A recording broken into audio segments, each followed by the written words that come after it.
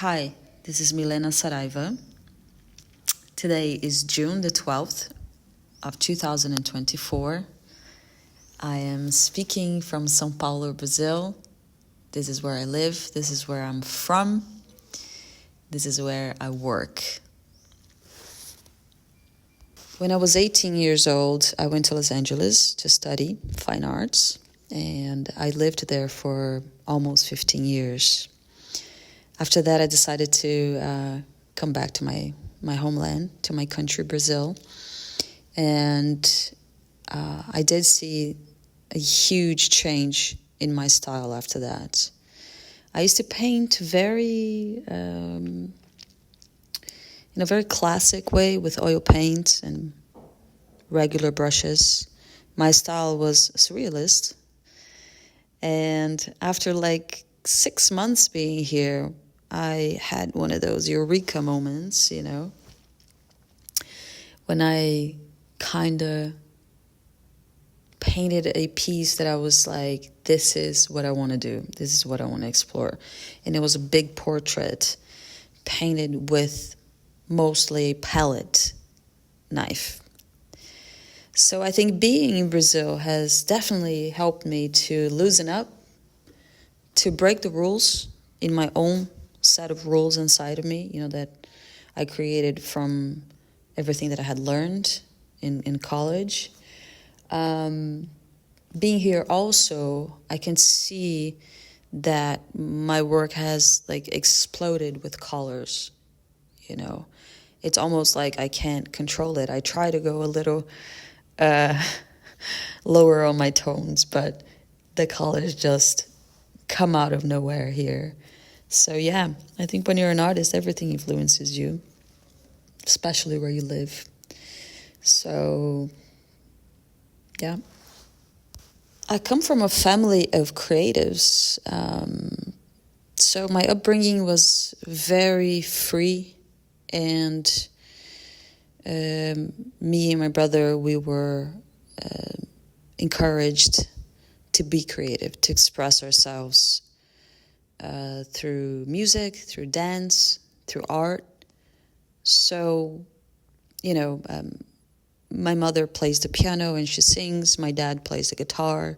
My brother today is a singer, and he plays several instruments. We have a couple of professional musicians in the family. There was a painter in the family too. It was a great uncle, so I didn't get to know him, but I know there was this one artist, there was another tattoo artist. So I think being raised in this atmosphere definitely has influenced me to become an artist.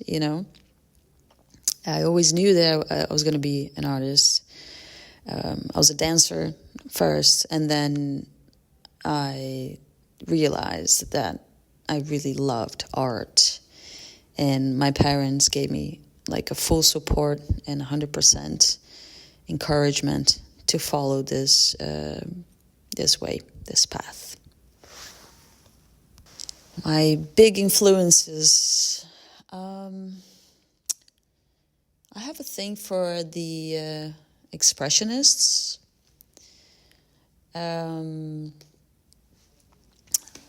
Such as Francis Bacon. He's one of my favorite painters from all times. I love his use of color and the flat backgrounds, and in contrast with the distorted figures. I love his use of abstraction in the figurative paintings. I think I try to do that in my work as well. So yeah, Francis Bacon's definitely one of the biggest ones for me.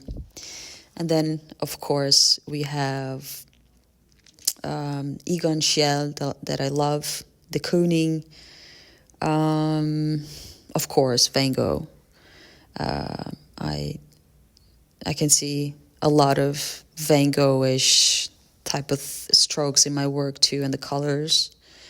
Also a big fan of the impressionist painters and the impressionist movement, such as Monet, Mary Cassatt, Manet, Degas, And from our contemporaries, I really love the work of Jenny Saville.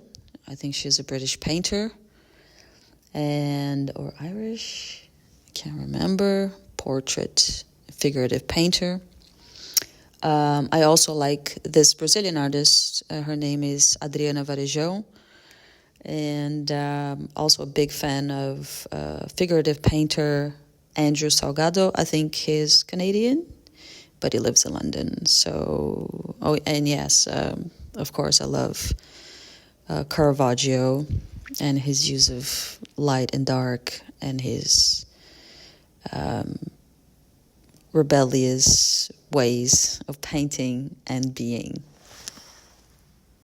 At the moment, I'm working on a lot of different projects and I'm focusing on a lot of different things. I have a bunch of commissions that I'm doing.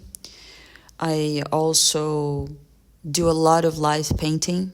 I paint in events and also in this competition of painting here in Brazil. I'm also working with an Argentinian winery, and I'm creating the labels for our new wine line called Leona dos Andes. And I'm gonna make 6 different paintings that will be exclusive for the wine labels. So I'm really excited about this project. I am also working with a jewelry designer and jewelry maker. We are creating my line of jewelry, which is a line for art lovers, for artists, or people who just like art. We're going to have little brush pins and palette knife pins and paint palettes. We're going to have rings with initials where you can use as a wax stamper. We're going to have a fabulous collection that is directed for creatives. And I'm also working on a new series. And I'm really excited about it because I feel like this new series is, in a way, the evolution of my work. You know, if you paint long enough, I've been painting for over 15 years now. And your work hopefully will change and evolve gradually.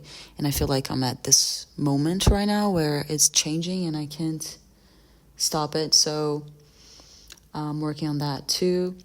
And yeah, lots going on. But I have no complaints because I love what I do. Honestly, it's a little bit cliche, but it's the truth. What are the biggest challenges of being an artist?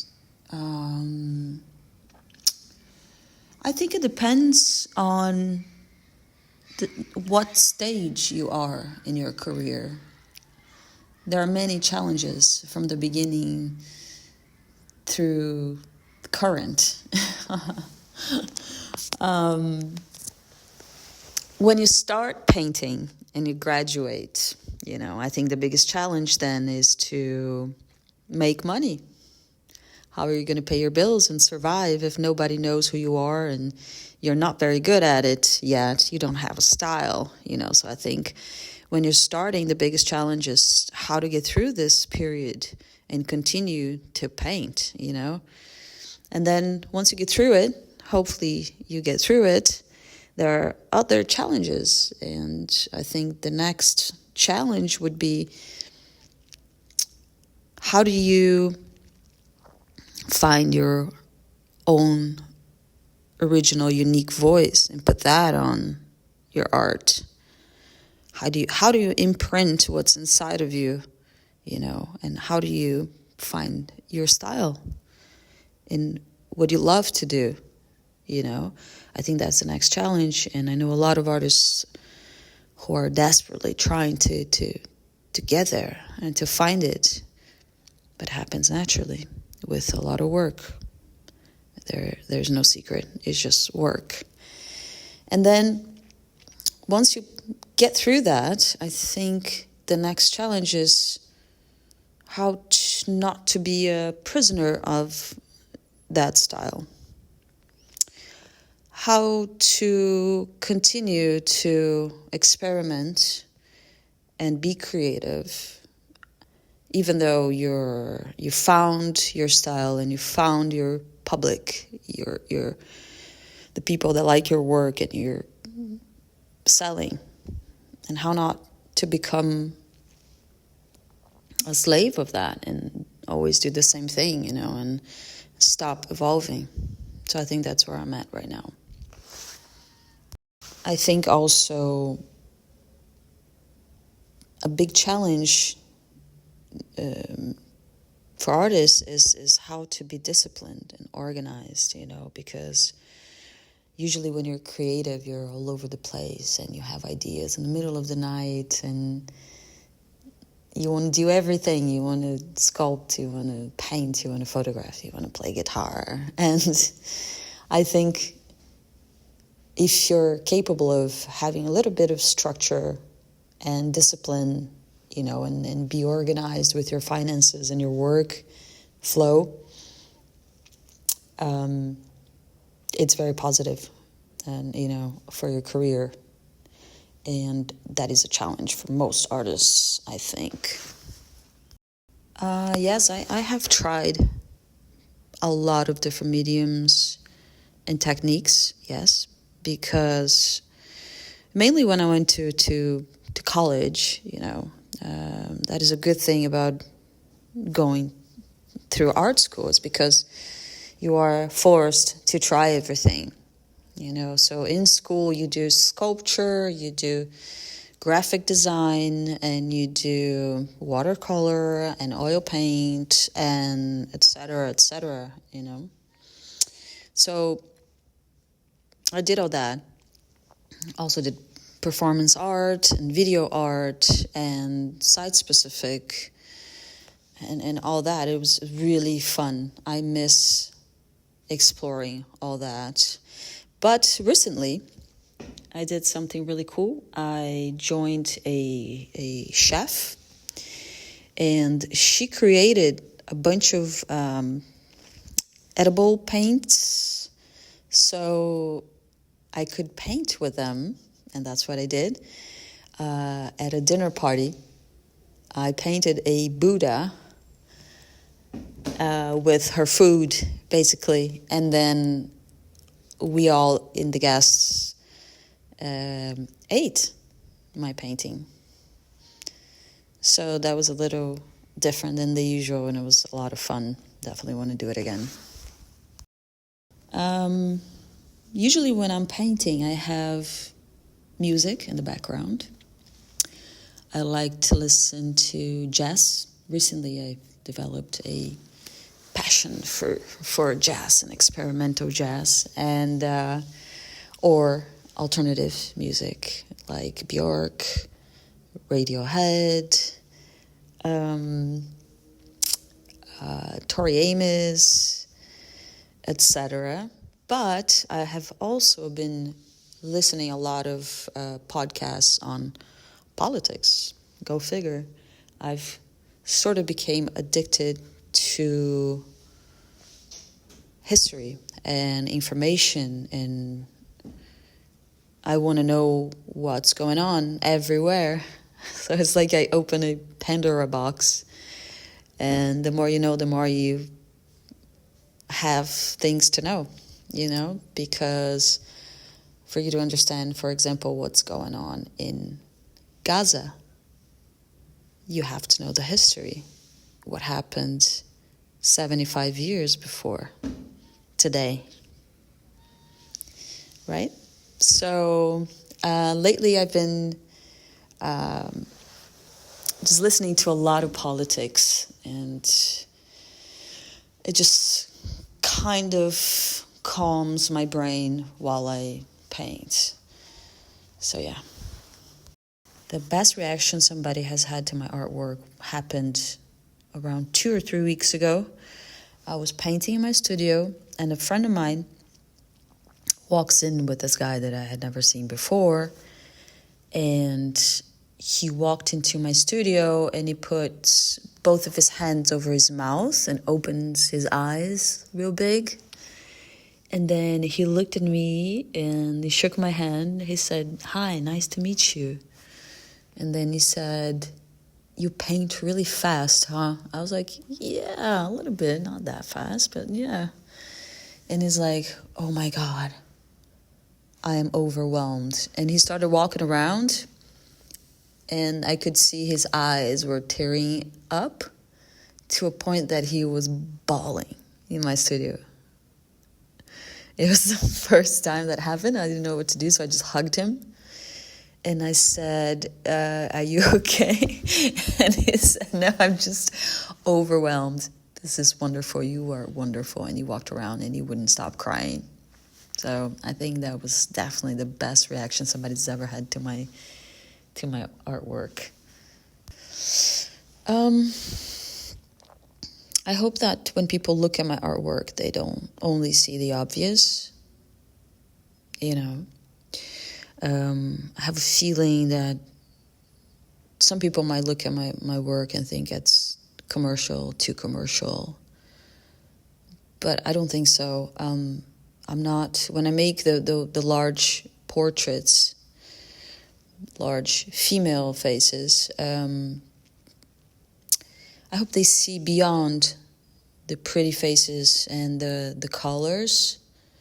I hope they see that I'm trying to express their essence, and they could be anyone. I hope they see in their eyes what they're thinking,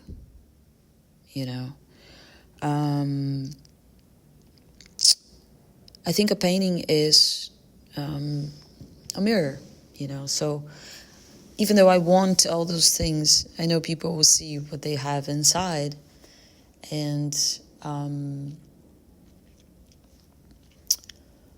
you can only see what you have inside, so I don't worry too much about it, because sometimes I don't even know what I want to say, and I just think about it after it's done, and I figure it out myself too. But I guess I want people to have an emotional reaction to my works, whatever that is. Yeah.